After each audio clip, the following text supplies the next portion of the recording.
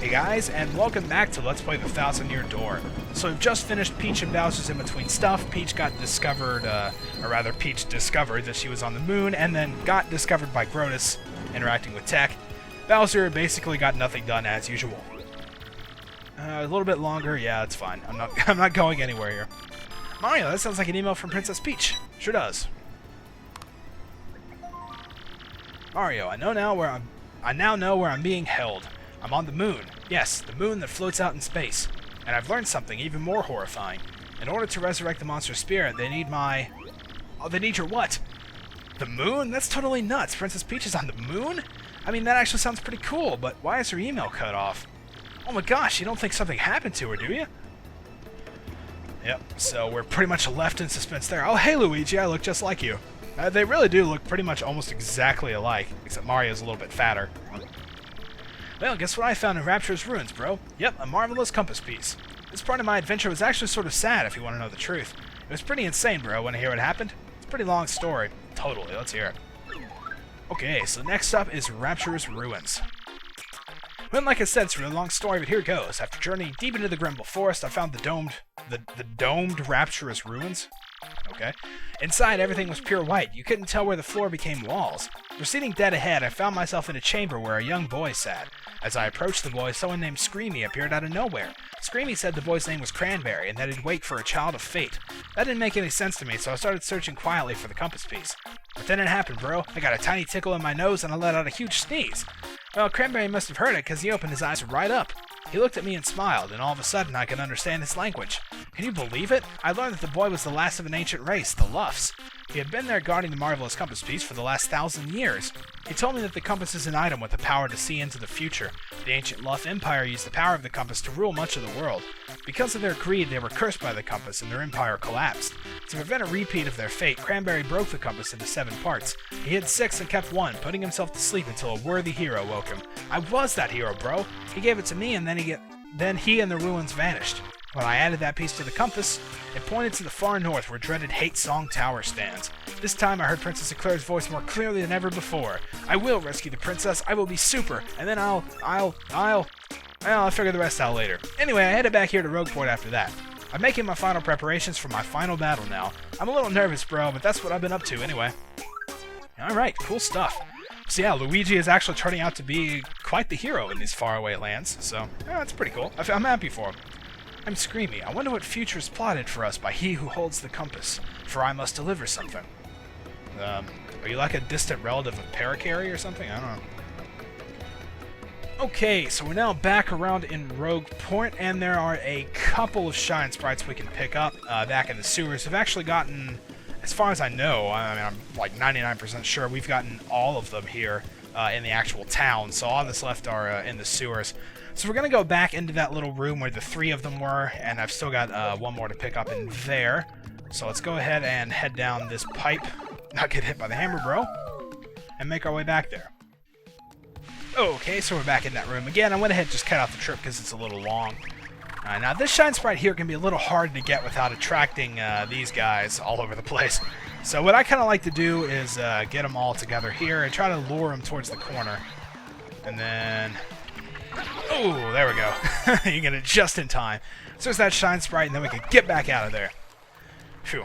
That's a little nerve-wracking, trying to get those without a battle.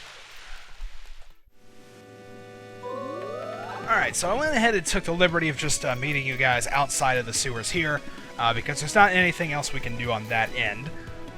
So we can come through here, and there's actually, like I said, there's a couple more things we can be doing here. There's 1 more Shine Sprite to get in the sewers, and there's actually something to do right here in the middle part of town. You may have been seeing this big treasure chest here throughout the entire game. I mean, it's literally visible right from the start. Now that we have our spring jump, we can actually get this treasure chest. So we can knock it off the platform there and open it up. And we get an Ultra Hammer, which is awesome. We're going to get our final upgrade right here in the middle of Rogueport. Pretty cool, if you ask me. I think that's really awesome. Hi, it's me again, Toadette. Nice to see you again. Way to find the Ultra Hammer. Now your hammer will be even more powerful. And you can also use a new hammer technique. That's practice it right away. It's just like with a super hammer, so no prob. Yeah, it's literally exactly the same. You hold down B and rotate. I don't know why they make you do this again. I mean, it's the exact same thing, so why do you really have to show me? But the Ultra Hammer does look pretty awesome. Gold and red. Nice. Way to go, you got it. Want to try it again? No, definitely not. Alright, you mastered the Ultra Hammer. Oh. Using your Ultra Hammer, you can even break big blocks made out of stuff like this. Yep. And you can use the Ultra Hammer in battle, too. Oh. What's up? This is kind of sad. This is the last time I'll get to see you, Mario. Oh, that is kind of sad.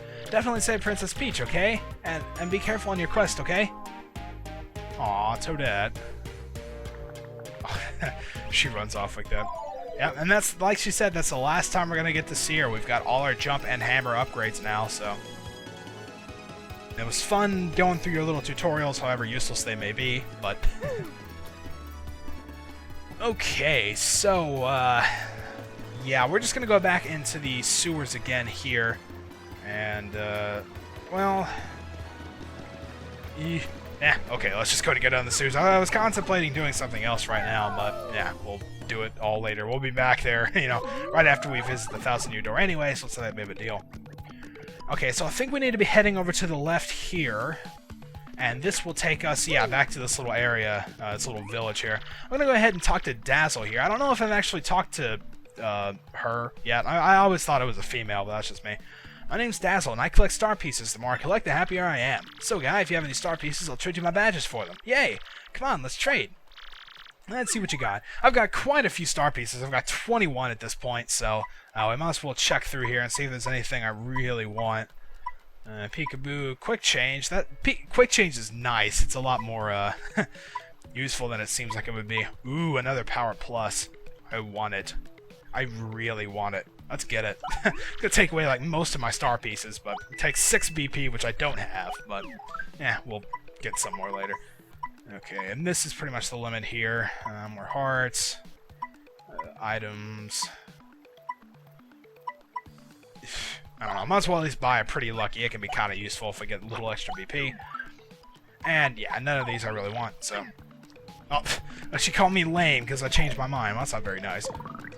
Oh yeah, there's also something else we can do here. We could roll under it using our tube powers, but now that we have Bobbery, we can actually just blow away this pillar and just make it accessible here. So where we actually need to be going around here is up this little elevator. And when we do that, we can see that there are like little splotches of liquid on the ground. So we can use our spring jump and get up to a pipe here. And now we're going to drop on this roof and then make our way down here.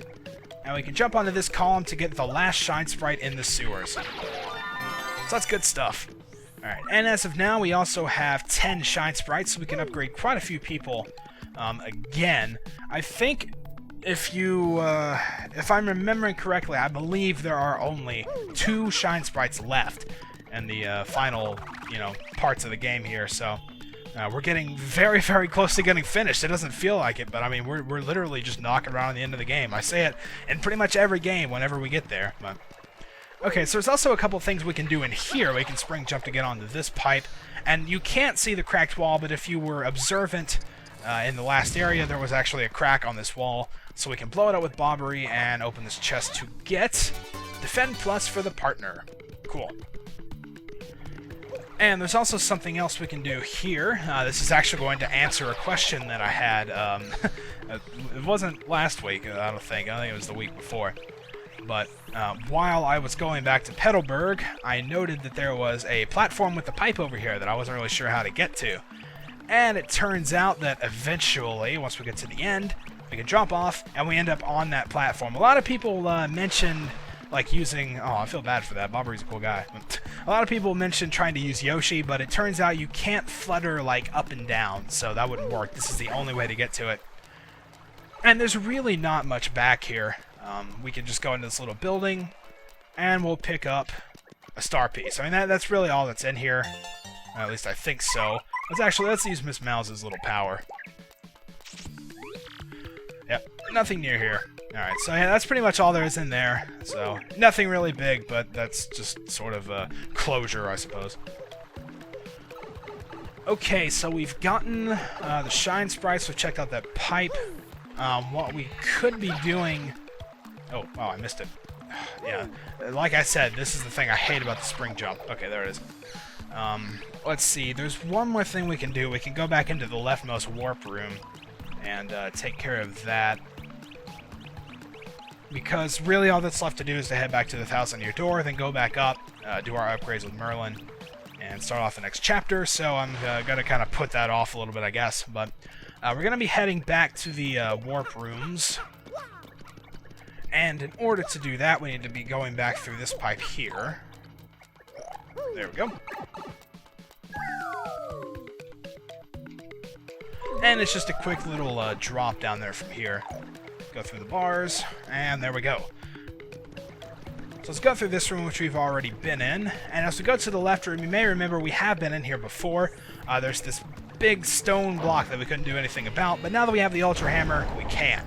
So we can blow that away, and there's a treasure chest up here to pick up, which has, I think, an FP+. Ooh, yeah, I'm good. Alright, so then we can hit these little switches, and of course make pipes appear, and wait on the stupid elevator. And there we go, that's the second one. Get on it. Okay, good. Alright, so let's see where these things go. Of course, they're just going to be taking us to like the main towns of our previous chapters. This is going to take us back to Keelhaul Key, which is a long way. So, I mean, that was a 1 to 3 day voyage by ship. So we could just go there instantly by pipe now, which I think is pretty awesome. And this one is going to take us to the last town we were just at, actually. It's going to take us to Poshley Heights. So, hey, that's pretty cool as well. A couple of long voyages shortened to mere seconds. But yeah, there are a couple towns that are actually sort of skipped out on, actually. First of all, Glitzville, because it's in the air, you know, it would make no logical sense to be able to get there by pipe. Not that a lot of other things in this game make logical sense, but I guess even Nintendo didn't want to go that far. And then, of course, Twilight Town has also been skipped over, and that's because you also get there by pipe through here. Which I guess you could say the same about Boggly Woods, but I guess that's a little more annoying to get to. So they gave you a pipe for that. Anyway, we're now over here in the area of the 1,000-year door, and I think there is a save block over here. Yes, there is. Okay, so in the next part, we are going to hold our map up to the 1,000-year door and discover where we need to go to get the next crystal star. So until then, thank you guys for watching, and I'll see you next time.